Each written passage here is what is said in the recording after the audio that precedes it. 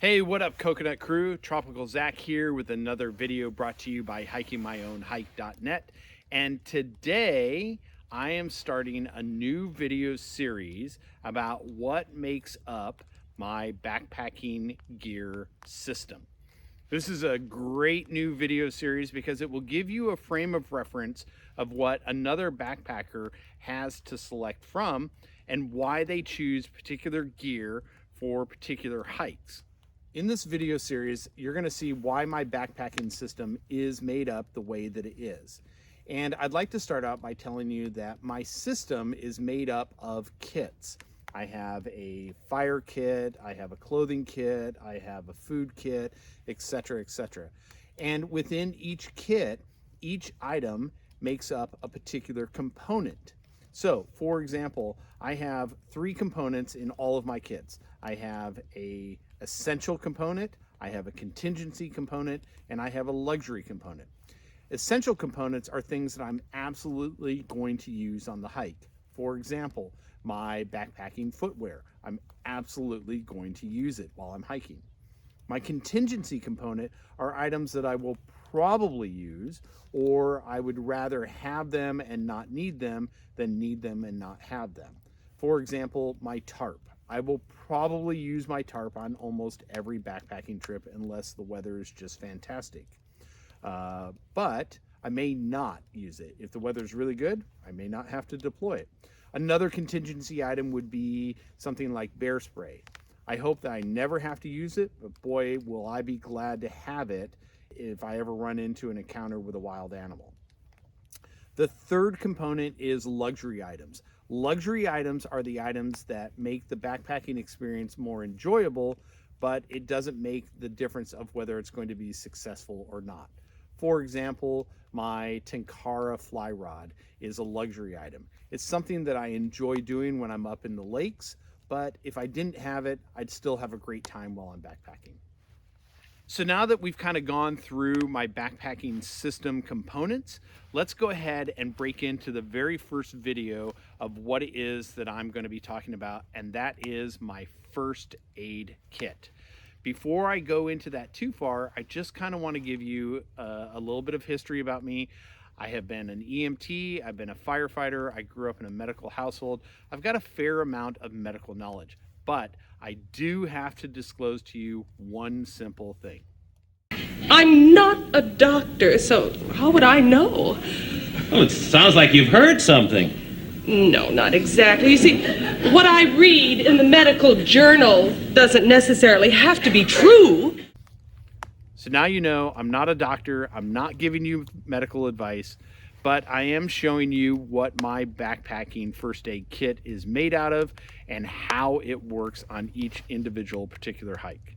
So let's jump right into it. So everything in my first aid kit hopefully is a contingency. Hopefully it is not something that I'm actually going to be using while I'm out on the backpacking trip. However, it's better to have it and not need it than need it and not have it. So let's take a look at that kit. The first thing is I store my first aid kit in a Ziploc bag. I like this for a couple of reasons. One, it's clear so I can find objects very easily inside of it. And number 2, it's relatively water resistant, almost waterproof for what I need it. So this inside of my pack, I'm not going to get any moisture inside of this kit right here. Now for the Ziploc, I in particular enjoy the zip style right here versus the type that you pull open or spread the seams apart. The reason being is that when it's really cold out, and I do a lot of winter camping, and you try and spread those seams apart, it can be very difficult to do so, or it can even go to the point of where it rips the end on that. So I find that these sort of slides work way better than the ones that don't have slides on them. Okay, in no particular order of what it is that I am pulling out of my kit, let's go ahead and get started here. The first thing that I've got are nitrile gloves.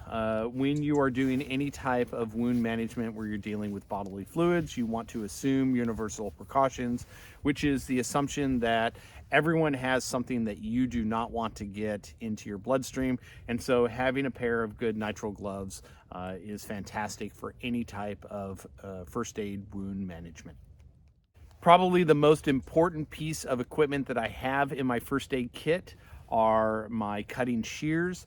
Now note that these are actual first aid shears, and the reason that you want to be able to have these is that when you're doing some type of wound management and you're having to cut through fabric, you want to be able to do that with some level of speed and precision.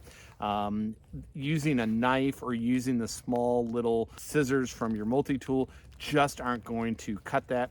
Particularly if the patient is writhing around, you want to be able to have that stable move of these types of shears to be able to get that fabric off so you can get to the wound.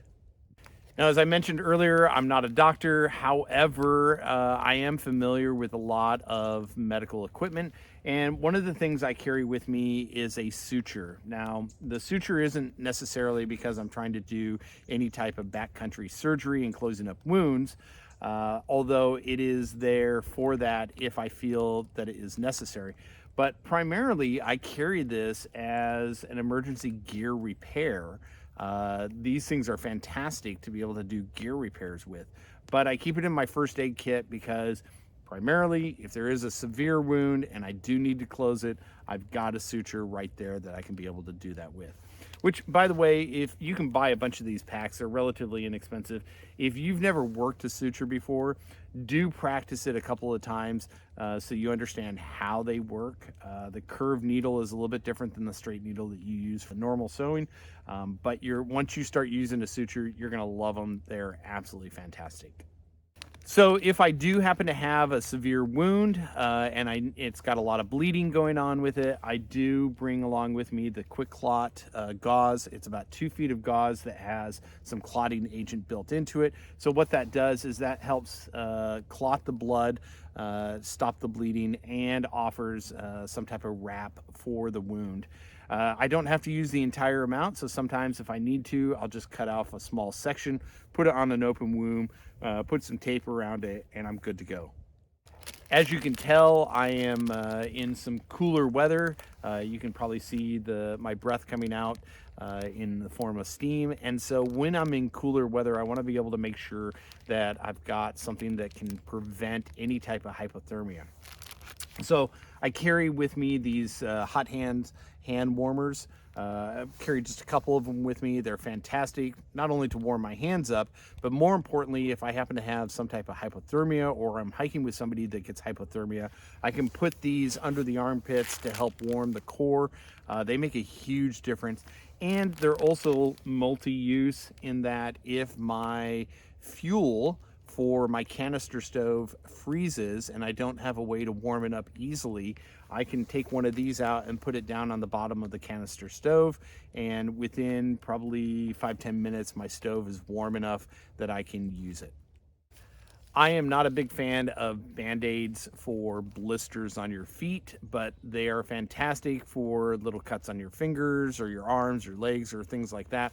And so I carry a couple of Band-Aids with me just for small scratches and scuffs that I don't want to be able to have exposed to the elements in fear of them getting infected. So I have a larger one for a little bit of a larger wound, and I also have a regular size one for just a regular little cut that you might get. As I mentioned, when it's cold out, I'll carry the hot hands, but when it's warm out, I'll leave the hot hands at home, and I will bring with me an instant cold pack. Just because you're in warm weather doesn't mean that people can't get heat-related illnesses such as heat exhaustion, and having a cold pack is extremely helpful in bringing the body core temperature down.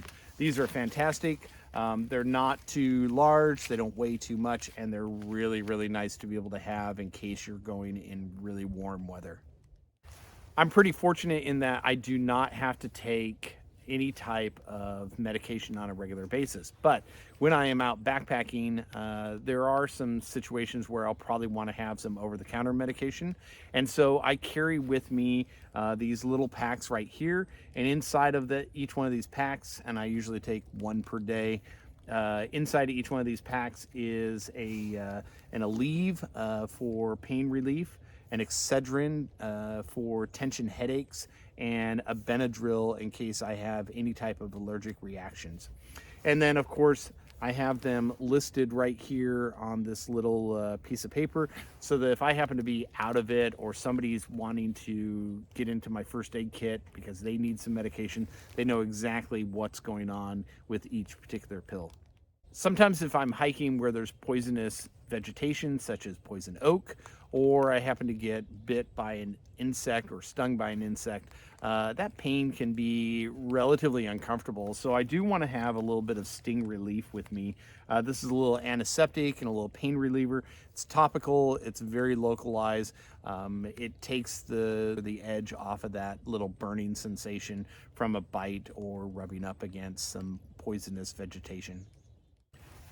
When I'm out backpacking, I love to make a fire. It's one of my favorite parts of backpacking, or even cooking on a grill. And so sometimes I have found that I have burned the end of my fingers or singed a little something, and so I don't want that to get infected at all. So I do carry this little pack of first aid burn cream. It is topical. It does take the sting away from the burn, and it also keeps it from getting infected. As I mentioned previously, I don't like to use Band-Aids for blisters on my feet. And I don't get them that often, but occasionally you'll get one on one of your toes or your heels. And so instead of using a Band-Aid, I actually use moleskin. And I really like the moleskin. It's soft, I can cut it to the size I need. And then I can use tape to just kind of tape this moleskin over that blister area. That way when I pull the tape off, I'm not pulling the skin of the blister off as well. And that keeps everything from rubbing and becoming really, really uncomfortable. Keeping wounds from getting infected while you're out in the backcountry is so important. And so one of the things that you want to make sure and do is disinfect that wound as much as possible.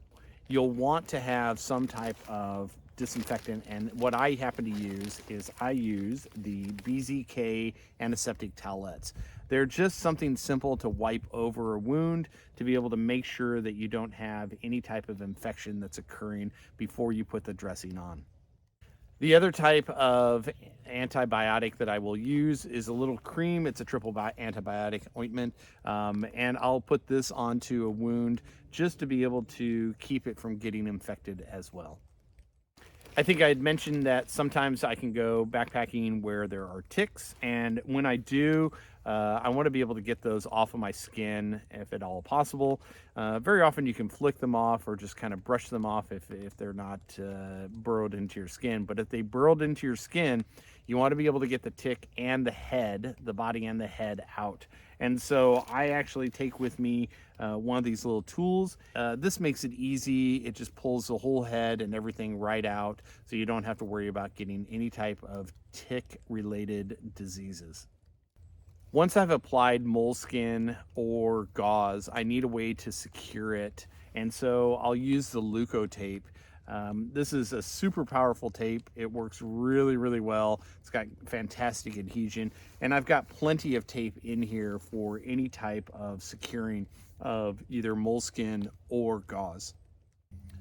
When you're dealing with an emergency situation, particularly one in the backcountry, and you haven't done a lot of practicing on it, you will find that you just start dealing with instinct rather than an actual process and procedure of moving forward the way that you should be. And so to prevent that, what I want to do when I'm out backpacking is I always want to make sure that I've got a list of how things are supposed to go in case my mind starts shutting down in an emergency situation.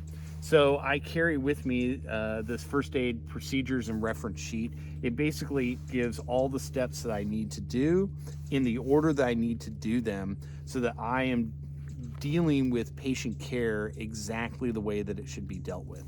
Also down on the bottom, and I'm not showing that right now, but I've got all my emergency contacts, the people that need to know about me if I happen to be the patient or the victim, their phone numbers, their email address. It also has a little bit about me, my blood type, my vehicle identification, that type of stuff. On the back side, I'll have a map of the location that I'm going to so that somebody kind of has a reference of where I'm at on the map or where I've been. And then finally, there's a space right here to write notes, and I always include a pencil.